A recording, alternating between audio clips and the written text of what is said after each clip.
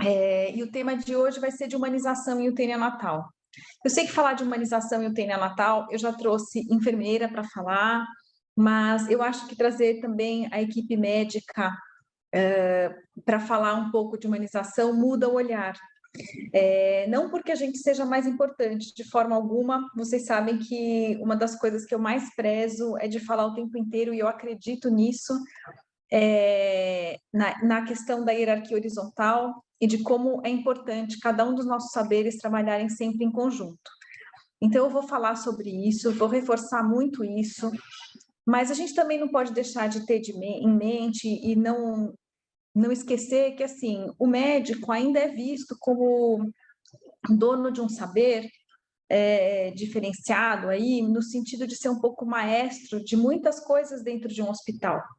Então, lembrem quando eu falei, não sei se vão se lembrar, eu acho que a maioria de vocês estava aqui quando eu falei de plano terapêutico, da importância do plano terapêutico multidisciplinar, o papel do médico como maestro das condutas, né?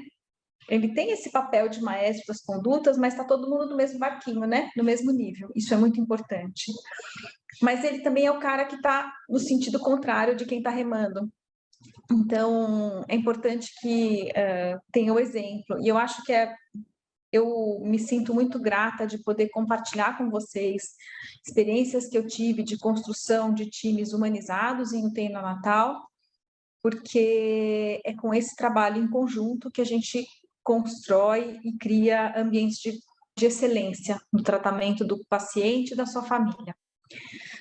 UTI neonatal, vocês sabem que é um ambiente que pode ser um super estresse, mas a gente tem obrigação de ser as pessoas que se mantêm calmas para poder conduzir essa família por essa travessia tão difícil que é de ver seu filho internado num momento tão delicado da vida deles. Então, eu vou começar agora o meu compartilhamento de tela. Eu começo a ficar em voo cego. Vai para o alojamento conjunto, né? O bebê que nasceu de um parto normal, humanizado, acolhedor, ele às vezes vai nascer num ambiente como o da imagem seguinte, próximo, que é um ambiente cirúrgico, onde as pessoas estão paramentadas, onde as pessoas estão, assim, muitas vezes não conversam com o paciente, porque a paciente está lá numa posição, está numa situação mais vulnerável, né? Um ambiente com o qual ela não tem nenhuma familiaridade. E de lá, a gente pega esse bebê, por mais que a gente tente apresentá-lo, colocar em contato com o bebê, ele vai ser levado para uma UTI neonatal, e todos aqueles sonhos, aquelas expectativas vão ser fragmentadas, né? Então, ele sai daquela barriga quentinha e vai para um lugar onde tem incubadora, onde tem bomba de infusão, onde tem alarme, onde tem procedimento invasivo, onde tem incubadora com banho de luz. Ou seja, ele é um bebê que vai estar com fototerapia, ou seja, imagina aquela mãe que sonhou o tempo inteiro com o seu bebê no colo. Ela é separada daquele bebê, esse bebê é colocado numa caixa de vidro, que é essa incubadora, né? E, além de tudo, se ele for prematuro, vai estar num ambiente de umidificação, um ambiente difícil dele pegar no colo, ela não vai ter tudo isso de anteparo entre ela e o bebê dela, e ela tem que, então, termos novos, né? Saturação-alvo. E aí a gente tem que olhar que essa mãe sonhou num quarto, sonhou com um local perfeito, sonhou com tantas coisas, e de repente isso tudo é partido, fragmentado, e ela é recebida, então, nesse ambiente. O que a gente pode fazer para fazer com que a experiência dessa mãe num ambiente de UTI neonatal seja melhor? Então, algumas pequenas coisas podem ser feitas. Então, a gente pode transformar o ambiente num ambiente mais calmo, mais acolhedor. A gente pode decorar aquele lugar para ser um lugar com temas que remetam à infância, que remetam ao carinho que essa mãe pode ter tido. É claro que eu não vou ter como deixar a decoração daquela mãe de cada quarto numa UTI neonatal para cada bebê, ainda mais que a gente tem muitas vezes um ambiente compartilhado, etc. Mas eu posso fazer o melhor possível, de fazer com que essas mães se sintam acolhidas nesse ambiente. Uma das coisas que a gente ajuda muito, que a gente realiza e a gente preconiza e a gente sabe que tem um impacto enorme na experiência dessa mãe e desse bebê na UTI neonatal, é a hora do silêncio, é a hora do psil, que no HC a gente chama de hora do psil. Alguém está com o microfone aberto. Pode desligar, por favor? Obrigada. E aí a gente fica... volta. Você está passando volta para o 9, por favor, Elaine.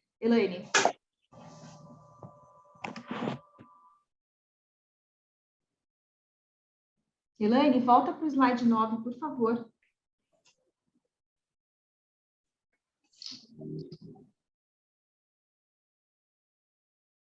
Obrigada.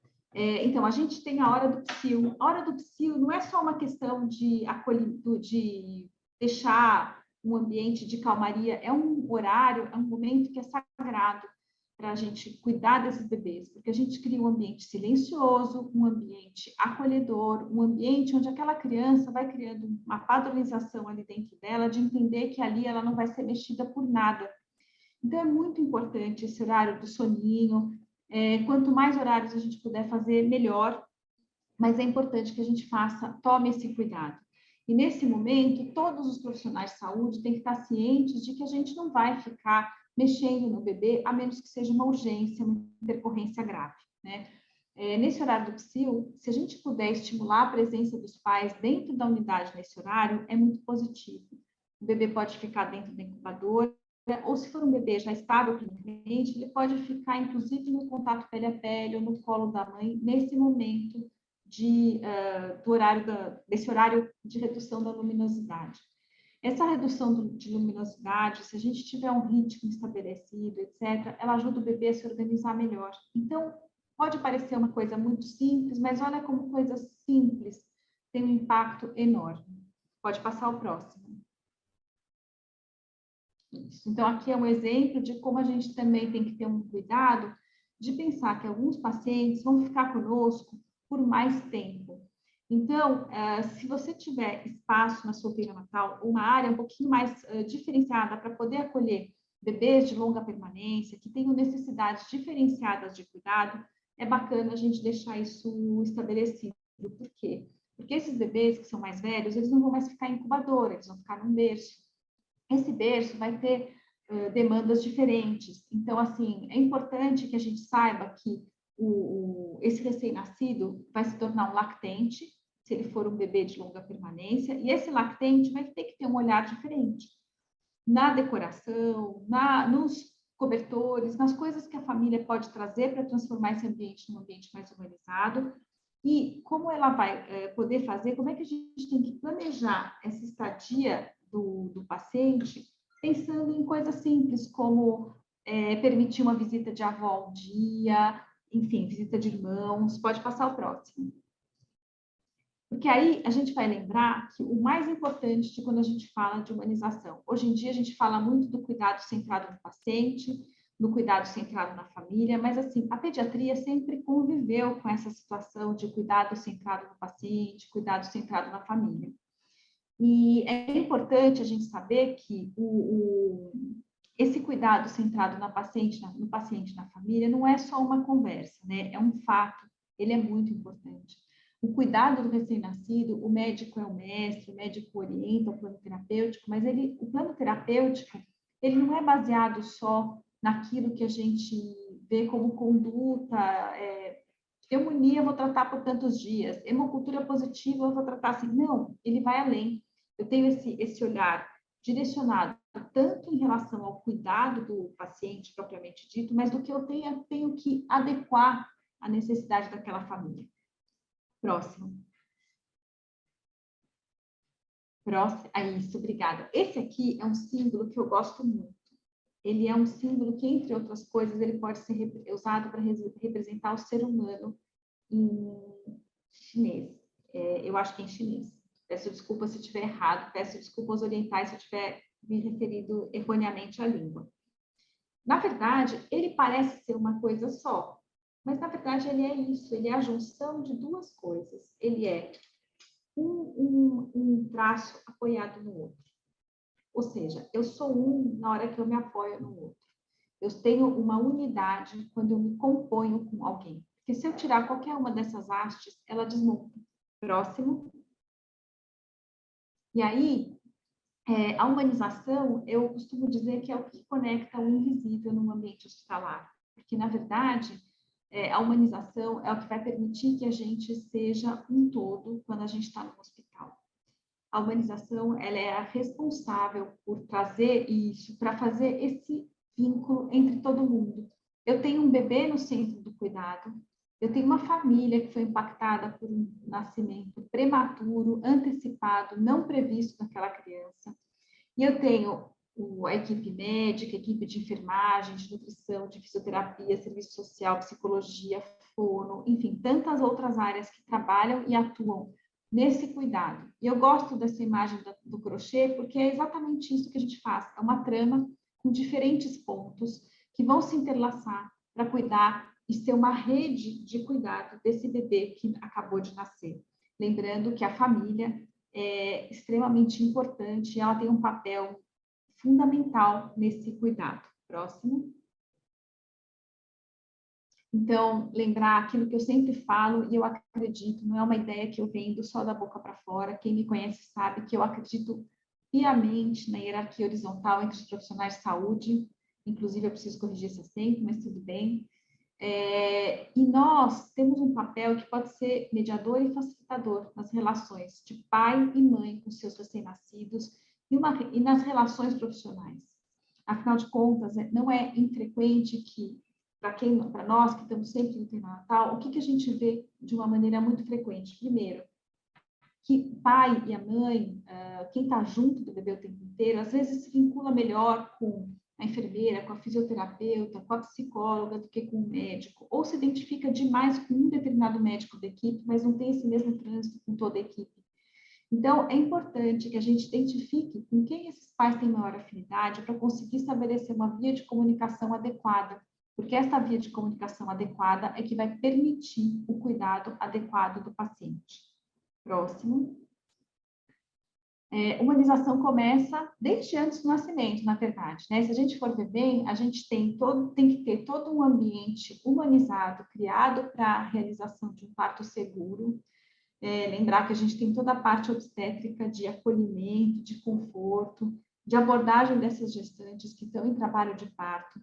Hoje a gente tem cada vez mais medidas relacionadas ao acompanhamento dessas gestantes no trabalho de parto, para que elas possam dar à luz de uma maneira segura, respeitosa e confortável, acolhedora, num ambiente o mais adequado possível. Depois que o bebê nasce, a gente pode, não só pode, a gente deve manter os cuidados de humanização e privilegiar a hora dourada, né? Lembrar que quando o bebê nasce, claro que a gente tem que avaliar se ele tem condição clínica, né? Mas o bebê tendo condição clínica, eu tenho que permitir o contato pele a pele ao nascimento, garantir a hora dourada, que é quando a mãe e o bebê se vinculam. A gente sabe que isso tem um peso extremamente importante na formação de vínculo entre mãe e bebê. A gente sabe que isso vai ter uma repercussão enorme, super significativa na promoção de aleitamento materno. Ou seja, a gente ainda tem a amamentação na primeira hora, que é colocar o bebê para mamar e para sugar. Isso vai ter um impacto extremamente positivo para esse bebê, para essa mãe e para esse binômio. Então, essas medidas que às vezes não são tão...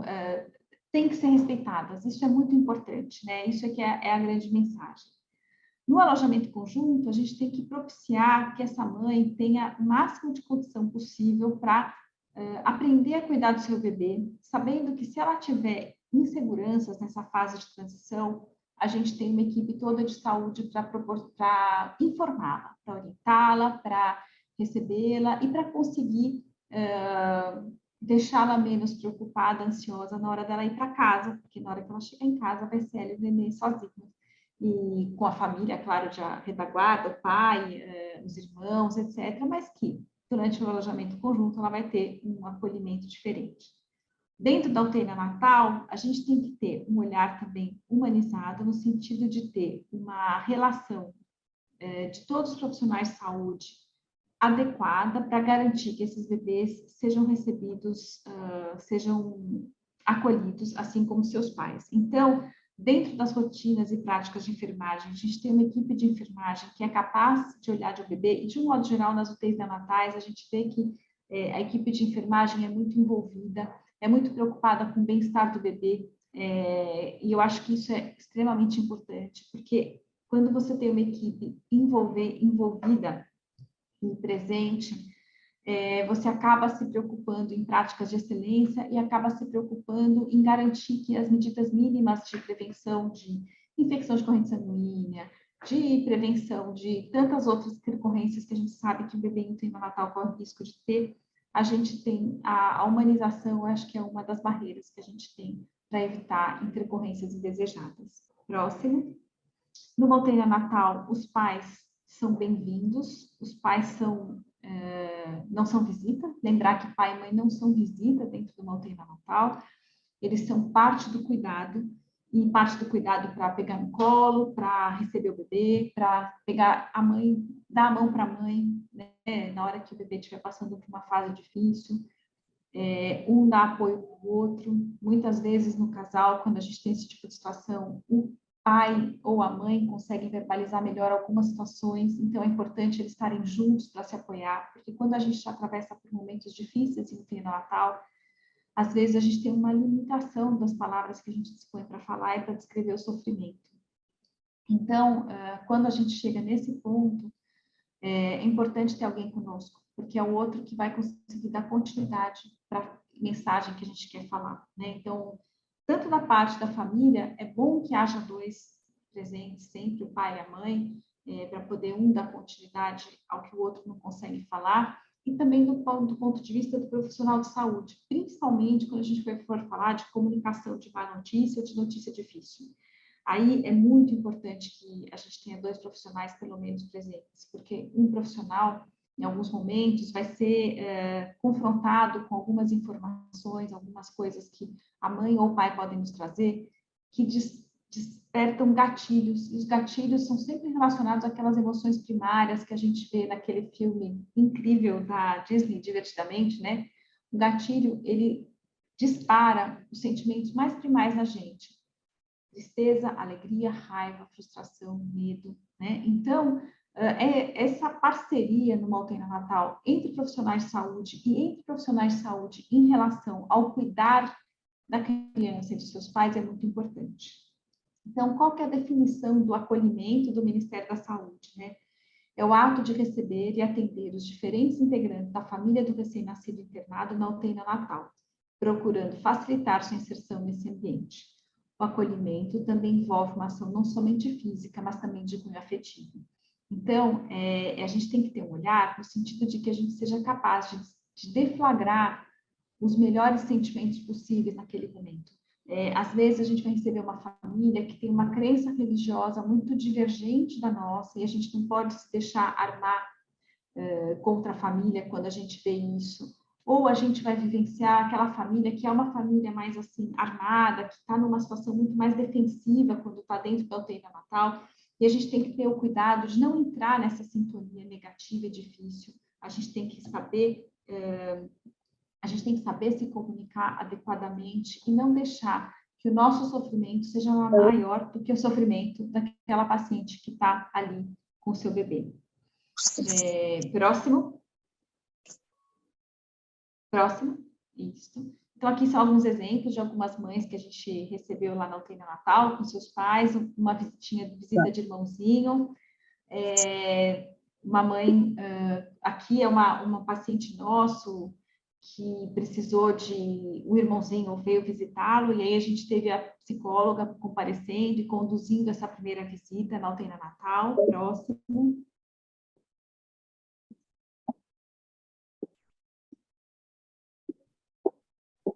Próximo.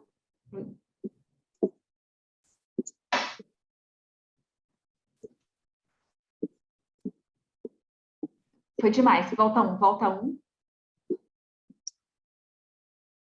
Aí, obrigada. Desculpa, esse é do psil, pode passar, esse a gente já comentou bastante, tá bem. Aqui garantir acolhimento e suporte psicológico aos pais. Então, isso é uma iniciativa que toda UTI neonatal deve ter. a gente recomenda fortemente. Muitos pacientes, essas pacientes passam por situações, às vezes, de sofrimento acima do que elas conseguem verbalizar para nós, profissionais de saúde, de um modo geral, enfermagem, físio, mas elas conseguem, a equipe de psicologia dispõe de ferramentas mais treinadas e mais acuradas do que as nossas para conseguir conversar com essas famílias e entender, às vezes, o sofrimento de uma maneira que a gente ainda não conseguiu, porque elas têm o preparo suficiente para conseguir conter esses gatilhos quando elas estão ouvindo essas famílias. Então, a equipe de psicologia, né? Então, é uma equipe extremamente parceira e é um privilégio poder contar com todas elas. Deixo aqui meu agradecimento a todos vocês, já no meio da apresentação mesmo. Próximo. O grupo de pais é um outro momento de muita conversa, de muita reflexão, de muito compartilhamento de experiências, né? Então, aqui são duas fotos, dois exemplos diferenciados. Claro que agora, com pandemia, todos nós passamos por grandes dificuldades em relação aos grupos de pais, né? Isso é uma coisa que aglomeração, isso aqui, não preciso dizer que essas fotos foram tiradas em 2019, né? Porque, na verdade, de 2020 para cá, a gente não conseguiu retomar esse tipo de prática em nenhuma das maternidades que eu trabalhei, eu trabalho. Então, mas é um grupo que é importante, porque eles formam uma rede de apoio entre si. E eles aprendem um com os outros. Então, o pai de um prematuro de 60 dias pode olhar para o pai de um prematuro, uma mãe, desculpa, de um prematuro de 2, 3 dias e deixar já um cenário do que vai vir, de como será. Então, é muito importante esses grupos de apoio aos pais e é importante que haja a presença de um médico para evitar que haja informações desencontradas, alguém da enfermagem, porque muitas das dúvidas são relacionadas ao cuidado do bebê, então é importante que alguém da enfermagem esteja presente. A nutrição é muito positiva a presença, porque às vezes eles têm dúvidas em relação ao aleitamento materno, à ordenha de leite, pasteurização e processos relacionados à dieta. Lembrem-se que muitas vezes a única coisa que essa mãe pode fazer pelo seu bebê é ordenhar o leite, não consegue ainda nem amamentar no colo, mas é ordenhar o leite. Então, essa parceria é muito importante e a presença da psicóloga, porque muitas vezes é a psicóloga, a equipe da psicologia ou o psicólogo que vai conseguir filtrar essa situação e conseguir conduzir isso da melhor forma possível. Próximo. Aí nós temos algumas imagens do método Mãe Canguru. Na verdade, aqui a gente está falando não do método, né, mas assim, de fazer o canguru na UTI neonatal, né? Aqui na primeira imagem é uma mãe que está com o seu bebê, e aqui é uma imagem de uma situação que a gente vivenciou com alguma frequência durante o auge da pandemia, onde as mães ainda estavam naquela fase de restrição de circulação, etc. E algumas mães que, claro que a gente fazia isso de uma maneira concordante com as mães, óbvio, mas assim, algumas vezes algumas colaboradoras faziam esse contato pele a pele com bebês que tinham ficado órfãos ou enfim, que estavam passando por um momento em que eles não podiam desfrutar da companhia da sua mãe. Próximo. Aqui são mais algumas imagens de como a gente conseguia fazer, colocar esses bebês no colo das suas mães, num contato pele a pele durante a internação. São só alguns outros exemplos. Próximo. Estimular o aleitamento materno, isso é extremamente importante, porque isso também acaba sendo um foco da humanização e algo que a gente consegue trazer para esses bebês. Aqui algumas imagens de um recém-nascido aprendendo a mamar, de um outro maiorzinho já não tão prematuro, mas assim, igualmente merecedor de um olhar atento em relação ao aleitamento materno. Próximo, são mais algumas imagens relacionadas a essas situações de aleitamento materno, acolhendo a diversidade também, no sentido da gente ter mãe cadeirante, que precisava de mais apoio, e o apoio e a presença, né?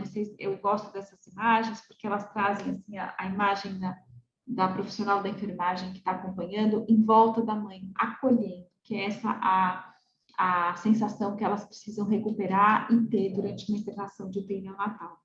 Próximo. O próximo slide é um bebê que foi especialmente marcante. Essa mãe era uma mãe terminal que estava internada numa doença de um adenocarcinoma de estômago, e o bebezinho dela nasceu prematuro, e assim que ela teve condição de vir até a UTI, a gente propiciou um contato entre eles, apesar das dificuldades, o bebê estava com sondinha, estava em suporte ventilatório, e a gente criou, estava entubado, a gente criou a condição para que essa mãe pudesse ver o seu filho pelo menos uma vez, porque ela estava em processo de morte e acabou falecendo ainda durante essa internação. Então, a gente tem que pensar que o bebê, o filho, a gente quer o melhor por esses bebês, mas o filho não é nosso, né? Então, a gente tem que cuidar para que esses filhos tenham a oportunidade de conhecer as mães deles da melhor maneira possível, num ambiente que às vezes é hostil e que levou ao nascimento precoce desse bebê. Próximo.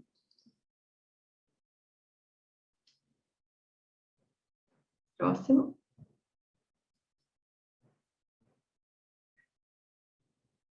Aqui são algumas medidas que a gente faz. Essa chupeta, vocês não me condenem, eu peguei fotos disponíveis na internet, tá? Mas, assim, lembrar que a gente tem algumas medidas que fazem com que o bebê se sinta mais acolhido e melhor recebido, né, durante uma internação de UTI neonatal.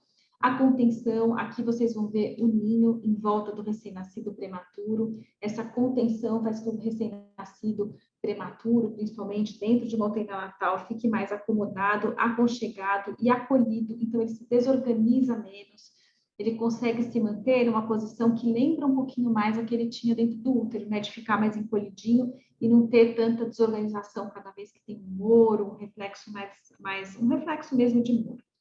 O enrolamento, lembrar que é um jeito de acalmar a criança. Antigamente, lembrem-se que quem for mais velho aqui vai lembrar que a gente tinha o hábito de deixar os bebês enroladinhos, né, nos seus bercinhos. Hoje a gente não faz mais isso. As orientações, inclusive, para segurança do bebê é que a gente não faça isso de rotina, deixar o bebê de decúbito dorsal horizontal, solto à vontade no berço.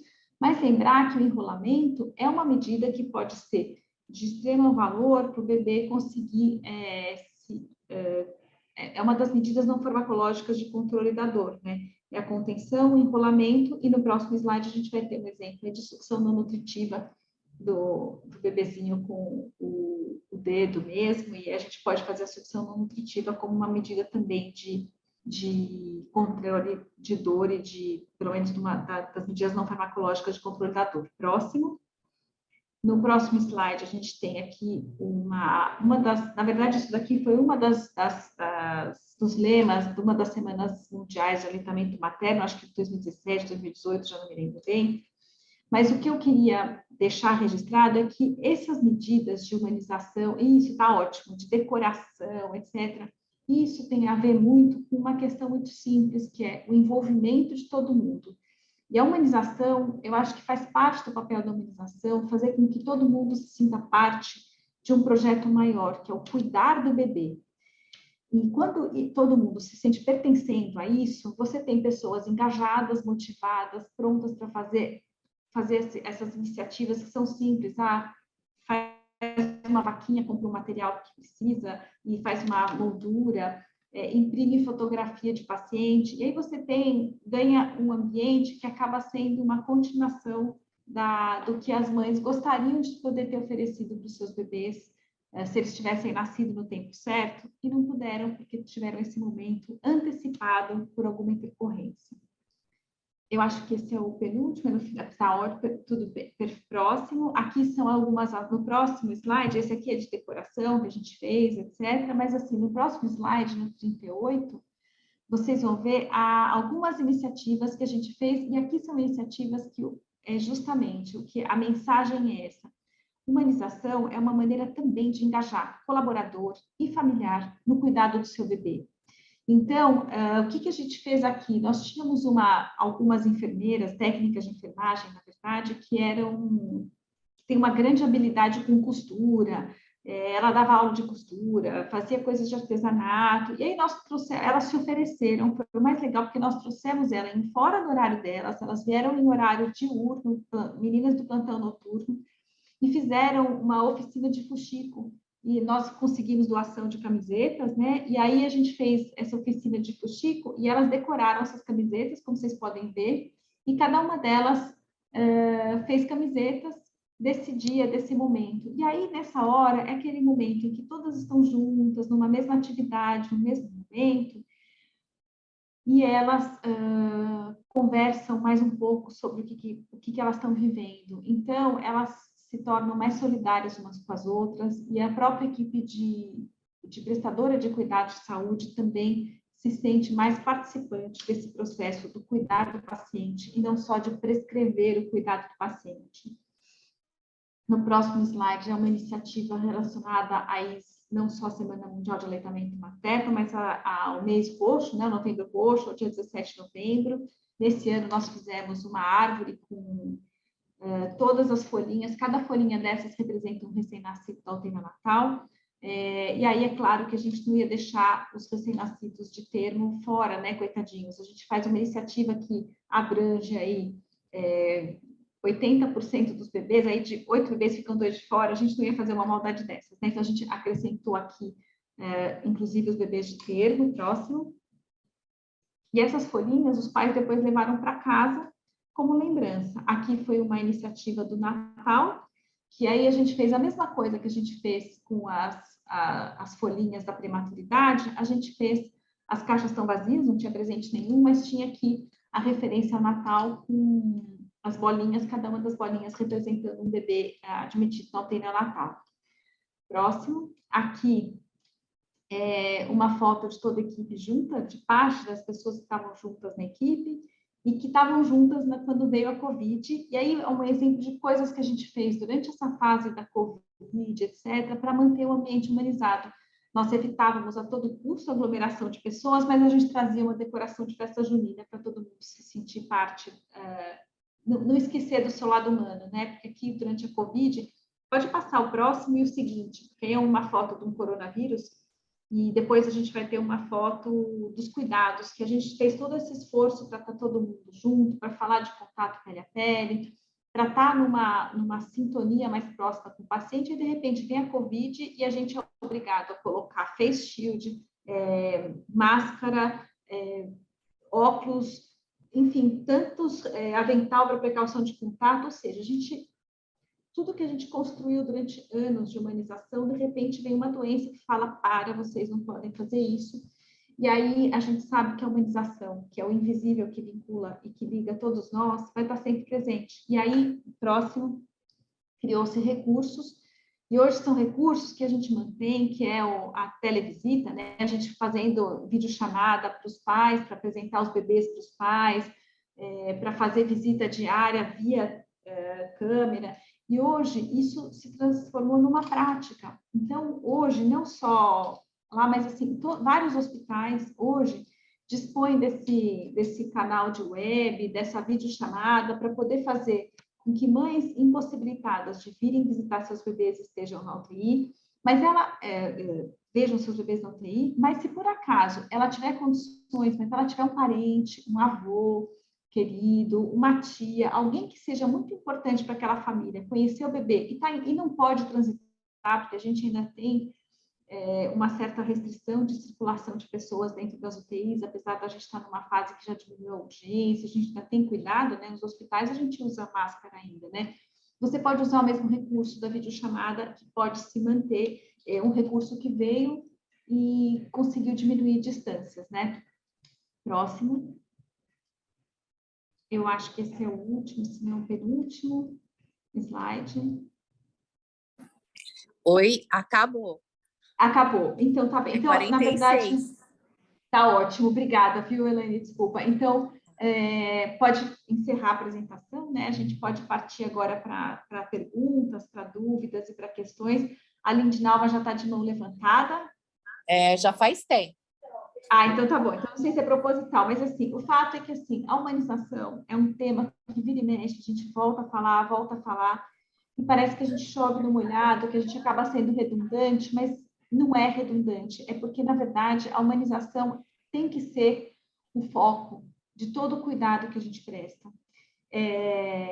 Porque, assim, aos poucos, todos nós, profissionais de saúde, nós somos cobrados em atender questões relacionadas a indicadores, que são super importantes, eu não estou nem questionando isso, mas a gente tem uma cobrança de cumprimento de processos, de cumprimento de de algumas etapas de internação que parecem que, numa primeira percepção, parecem que nos afastam daquele cuidado, daquele olhar humanizado.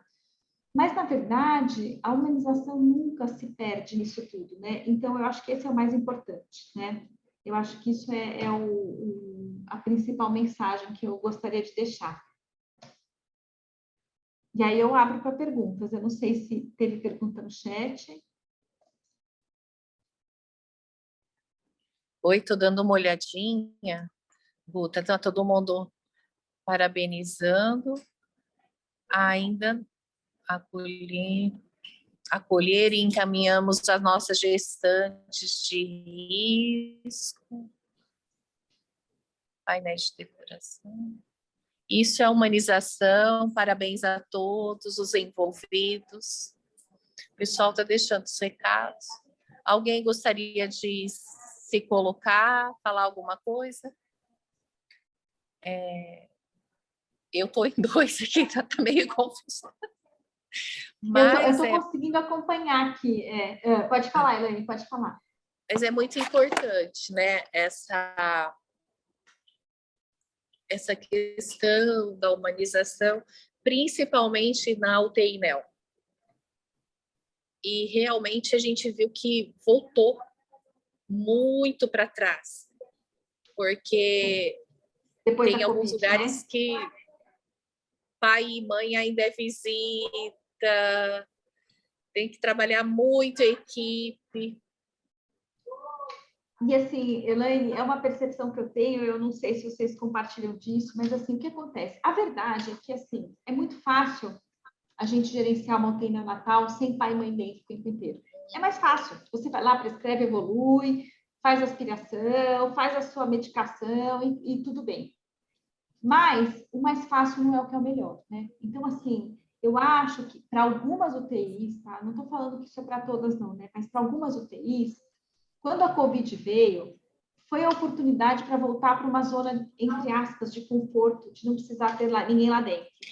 Então, eu percebi quando a gente começou a flexibilizar a pandemia, eu percebi uma necessidade de retomar a discussão de humanização com muito mais ênfase, porque apesar de todo mundo falar e acreditar na humanização, estava mais fácil não ter pai e mãe questionando o que a gente estava fazendo, porque assim, leva mais tempo, mas leva mais tempo no começo, depois que você estabelece uma relação de confiança, de transparência de novo, os fantasmas vão sendo desfeitos e a gente consegue chegar a um consenso, né?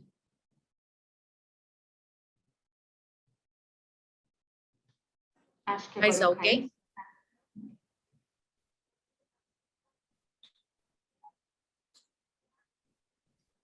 Ninguém quer mais falar? Bruna, Eliana? Eu só estou vendo no chat aqui que todo mundo está elogiando, né? Foi muito boa a apresentação, como sempre, doutora Guta, brilhante e importante. A minha internet não está colaborando, né? Mas tudo bem, eu vou chegar lá, eu vou chegando lá. Não, mas foi ótimo, está todo mundo elogiando mesmo. Gostei bastante da apresentação, a gente precisa refletir muito. É o que você falou, a pandemia acabou deixando uma zona de conforto para algumas UTIs, mas a gente está retornando, né? E sabe da importância que faz os pais, né? Essa humanização dentro das UTIs. Parabéns, doutora Guta. Sem dúvida. Obrigada, Eliana. Obrigada.